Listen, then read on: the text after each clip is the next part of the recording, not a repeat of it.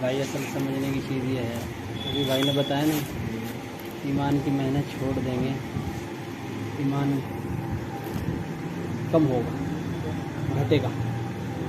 ایمان کی محنت کرے گا آدمی تو ایمان بڑھے گا، ترقی کرے گا۔ سمجھنے کی چیز یہ ہے کہ ایمان کی محنت کیا ہے، یہ بھی تو سمجھنا پڑے گا نا، ایمان کی محنت کیا ہے۔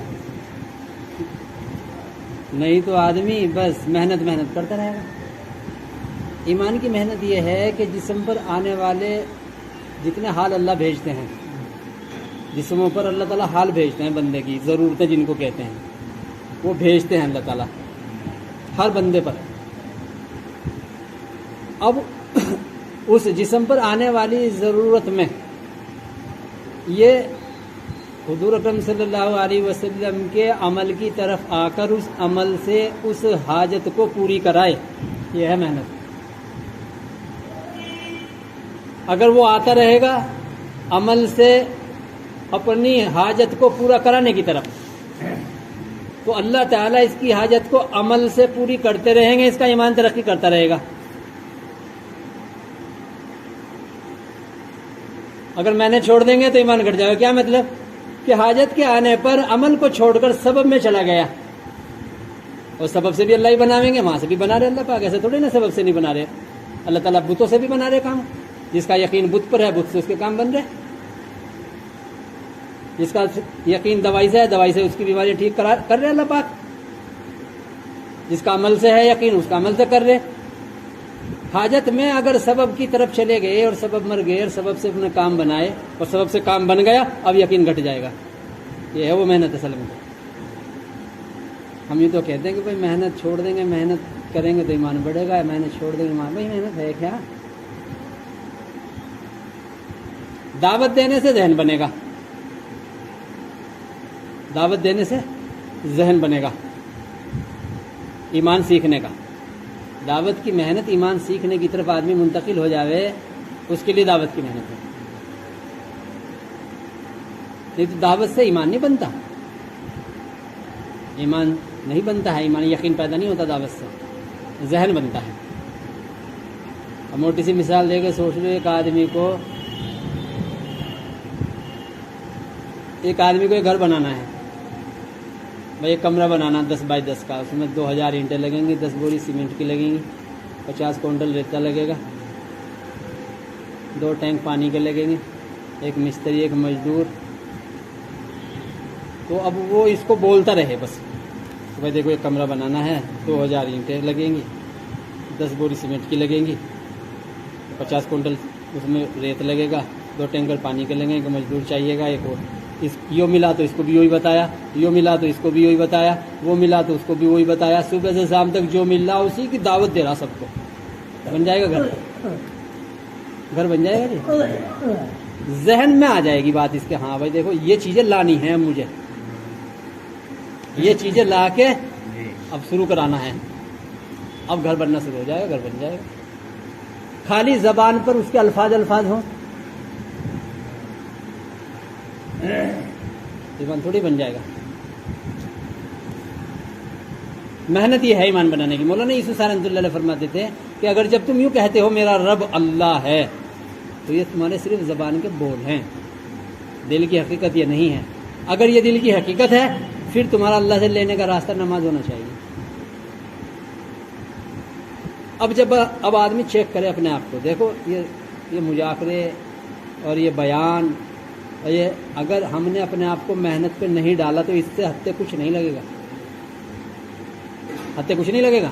ایک زمانہ ہو گیا ہم دعوت دیتے لگا کچھ ہفتے، سنتے لگا کچھ ہفتے، کیونکہ ہم نے اپنے آپ کو محنت پہ نہیں ڈالا۔ محنت یہ ہے کہ جب حال اللہ تعالیٰ کوئی ضرورت ڈالے، ضرورت ڈالتے اللہ اسی سے تو پہچانا پڑے گا اللہ پاک کو، اللہ کی پہچان اسی سے ہوگی بندے کو۔ کیا میرے جسم پر کون حال ڈال رہا؟ بیماری ڈال رہا، بھوک ڈال رہا، پریشانی ڈال رہا، خوف ڈال رہا، ضرورتیں ڈال رہا، کون لا رہا ہے ضرورتیں؟ دماغ لگاوے آدمی، اللہ کے علاوہ تو کوئی ڈال نہیں سکتا۔ بیماری لے آوے گا کوئی اللہ کے علاوہ؟ جب کوئی لا نہیں سکتا بیماری اللہ کے علاوہ، تو کوئی بیماری کو ٹھیک بھی نہیں کر سکتا اللہ کے علاوہ۔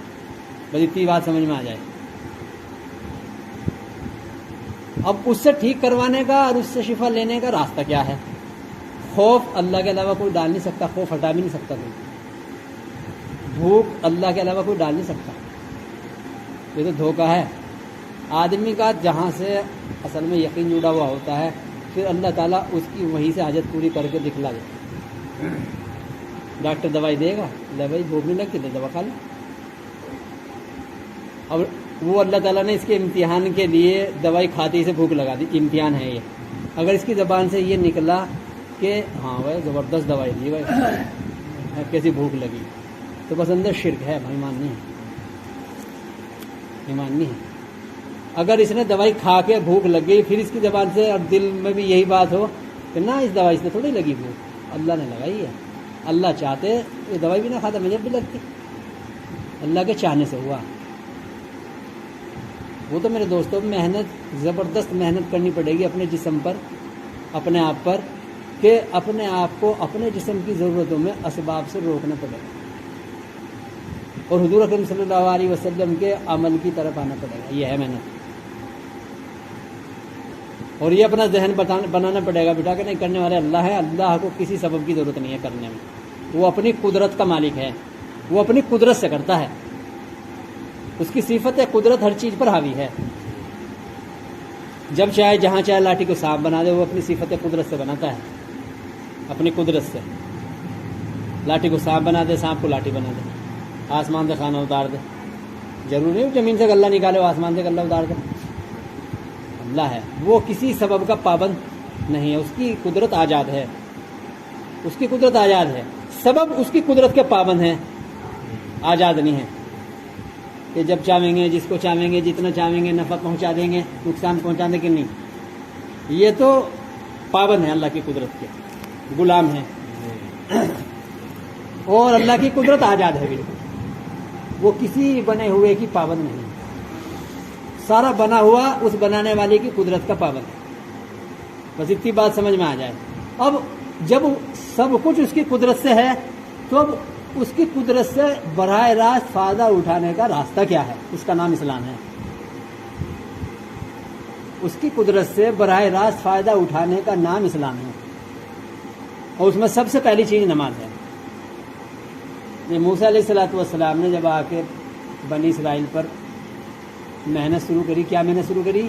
محنت یہ شروع کری کہ تم رب اللہ کو مانو، پالنے والا، پرورش کرنے والا، کام بنانے والا، کام بگاڑنے والا، موت زندگی دینے والا، بیماری شفا دینے والا، سکون اور راحت دینے والا، بے چین کرنے والا، تم اللہ کو مانو، اللہ ہے، رب ہے وہ۔ بنی اسرائیل کہنے لگا ہم تو رب اللہ کو مانتے ہیں، جو جواب دے، جو ہمارا جواب ہے، کیونکہ وہ بھی مسلمان تھے، کلمہ پڑھتے تھے، وہ بھی لا الہ الا اللہ موسیٰ کلیم اللہ، اور کتاب سارا کچھ پورا دین تھا ان کے پاس میں بھی، جو ہمارے پاس ہے۔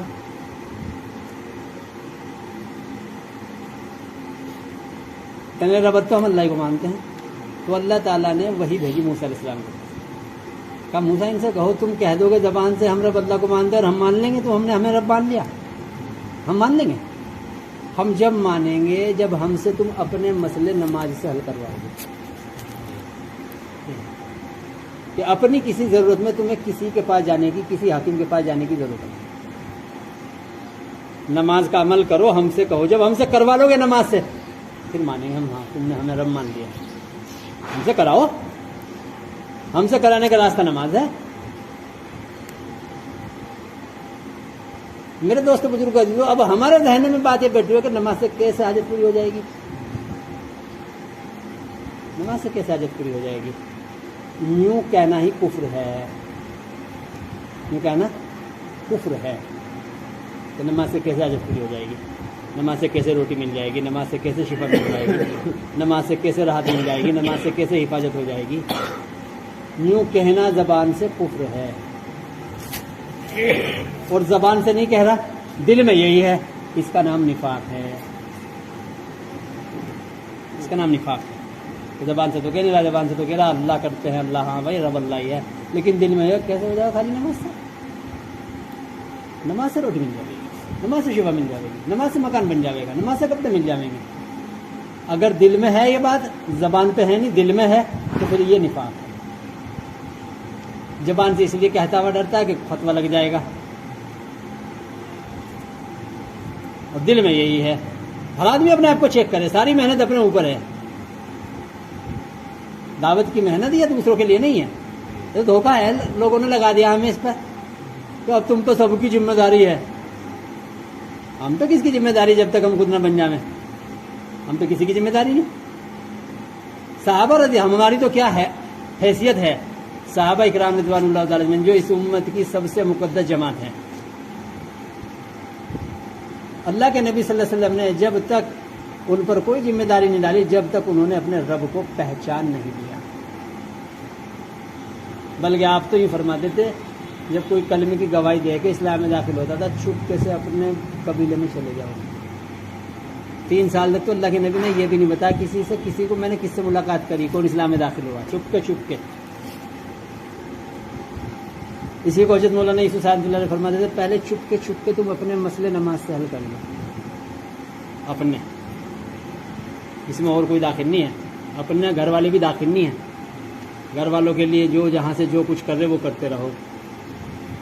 ہاں انہیں ترغیب دیتے رب اللہ ہے, پالنے والا اللہ ہے. دیکھو میں مر جاؤں گا تو تمہاری روٹی بند ہو جائے گی. اگر میں مر گیا تمہاری روٹی بند ہو جائے گی, یا جس کے مر گئے ان کی روٹی بند ہو گئی, چاول بند ہو گئے, ان کے کپڑے بند ہو گئے, سارا کام چل رہا ان کو. اور یہ اللہ تعالیٰ نے ایک آدمی کو دنیا میں پیدا کر کے اس کو دنیا میں سب سے زیادہ دولت دے کے ثابت کیا ہے. لیکن اللہ ہمیں معاف فرماوے, ہمارے ذہن منتقل ہی نہیں ہوتے تھے. اللہ تعالیٰ نے اسرائیل علیہ السلام سے پوچھا تمہیں دنیا میں کسی پہ ترس آیا روح نکالتے ہوئے؟ کہ اللہ 2 پر آیا. ایک تو وہ بچہ وہ جو جنگل میں پیدا ہوا تھا اور اس کا کوئی پرشان حال نہیں تھا, اس کی ماں تھی وہ بچہ پیدا ہوا تھا, آپ نے کہا اس کی ماں کی روح نکال کے لے آؤ. اب مجھے جب آیا تھا اس بچے کا کیا ہوگا. اور ایک نمر اس پہ شداد پہ جب اس نے جنت بنائی اور جنت میں ساری نعمتیں لگائی, اور جب وہ اس میں جانے لگا اسے دیکھنے کے لیے, اسے استعمال کرنے کے لیے, آپ اس کا ایک پیر اندر تھا ایک پیر باہر تھا, تو آپ نے کہا اس کی روح نکال. تو مجھے اس پہ ترس آیا کہ بتاؤ اتنی محنت سے اتنی دولت لگا کے اتنے سب کچھ بنایا اور یہ اسے دیکھ بھی نہیں پایا. کا اسرائیل وہ بچہ شداد ہی تھا. کسی کی روٹی نہیں بند کرتے اللہ پاک, کسی کے مرنے سے, کسی کے نہ دینے سے کسی کی روٹی بند نہیں ہوتی ہے. تو کیونکہ رب اللہ ہے, پھر تو رب اگر کسی کے جانے سے روٹی بند ہوگی تو رب تو وہ بن گیا نا. پھر رب ہے اللہ. تو گھر والوں کا ذہن بناتے دیکھو تمہارا میرا سب کا رب اللہ. تمہیں جب ضرورت ہوا کرے اپنے رب سے کہا دیا کرو, لا کے تم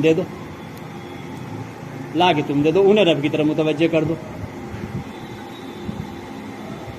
لیکن پہلے اپنے مسئلے سارے برداشت کرنا پڑے گا, اپنی ذات پہ اپنی جان کو جھونکنا پڑے گا اپنے رب پر, بس ایمان بن جائے گا.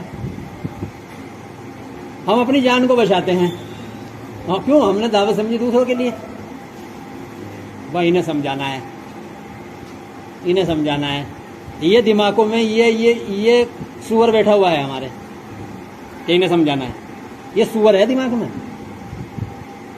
خود سمجھا نہیں ہے, خود کے دماغ میں سور بٹھا لیا, انہیں سمجھانا ہے. بس دائی کی دعوت دینے والے کی ترقی وہیں ختم ہو جاتی ہے اس کی دعوت سے, جہاں اس کے ذہن میں یہ بات آ گئی کہ انہیں سمجھانا ہے, ترقی ختم. اور اگر ذہن میں دل و دماغ میں یہ چھایا آ گیا کہ مجھے سمجھنا ہے, یہ سمجھے نہ سمجھے مجھ سے کیا مطلب ہے؟ اللہ ان کا رب ہے, یہ رب اپنے رب کے بندے ہیں, میرے سے کیا مطلب؟ میرے سے تھوڑی نہ پوچھو گی ان کے بارے میں, میرے بارے میں پوچھو گی قبر میں جا کے, میرے سے کسی کے بارے میں پوچھنی ہوگی. سب پر ذمہ داری نہیں ہوتی ہے. آج اس پر لگا دی ساری امت کو, سب پر سب کی ذمہ داری ہے. ارے سب کی نہیں ہوتی ذمہ داری. ذمہ داری والے کام جو ہوتے ہیں وہ چند لوگوں پر ہوتے ہیں, سب پر نہیں ہوتے. حضور اکرم صلی اللہ علیہ وسلم نے 14.5 سال تک کسی صحابی کو نہیں کہا جاؤ تم پہ ذمہ داری ہے دعوت دو. بس کلمہ سیکھ لو, اپنا یقین بنا لو, اپنے رب سے جڑ جاؤ, اپنے رب سے اپنا معاملہ کر لو ٹھیک, اس کا دھیان اندر پیدا کر لو, دل میں یہ بٹھا لو, اس کے علاوہ کچھ ہو ہی نہیں سکتا ہے, پتہ نہیں ہل سکتا ہے اس کے علاوہ. ویسی پر یہ اتنی آسان بات تھوڑی ہے, سب کی سمجھ میں آ جائے گی. اللہ کے نبی صلی اللہ علیہ وسلم جیسے سمجھانے والے سمجھا رہے ہیں مکے میں، اور کیسے مجاہدے سے، کیسی محنت اور قربانی سے سمجھا رہے ہیں، اور سمجھ میں کتوں کی آ رہا؟ 13 سال میں 125 کی سمجھ میں آ رہی بات۔ اگر آپ یوں کہتے ہیں، آپ دین کی دعوت دیتے ہیں نا، ہر ایک کی سمجھ میں آ رہا ہے دین کی دعوت تو، لیکن ایمان کی دعوت نہیں آتی ہر ایک کی سمجھ میں۔ دین کی دعوت تو ہر ایک کی، آپ وہاں دعوت دیتے، دیکھو ماں باپ کی خدمت کرو، یوں کہتے تو بالکل صحیح بات، کیا بات بتلائی ہے، یہ تو ہے ہی، ہونا ہی چاہیے یہ تو۔ اپنے بیوی بچوں کی خیر خبر کرو، صحیح۔ غریبوں کا خیال رکھو، صحیح۔ غریبوں کو کھانا کھلاؤ، صحیح۔ غریبوں کے لیے پانی کا کنواں کھدواؤ، بالکل صحیح۔ کون مخالفت کرتا ہے اس پر؟ جب آپ نے یوں کہا یہ جو تم لیے بیٹھے ہو نا نقشے، ان سے نہیں کچھ بھی ہوتا ہے، ان سے تمہاری پرورش نہیں جڑ رہی، ان سے نہیں، اور اللہ کر رہے تمہاری پرورش اپنی قدرت سے کر رہے براہ راست۔ یہ ہے تھی وہ بات جس پر مخالفت ہوتی تھی نبیوں کی۔ اچھا سب کام تمہارا ان سے بن رہا ہے، اگر ان سے کچھ ہوتا نہیں۔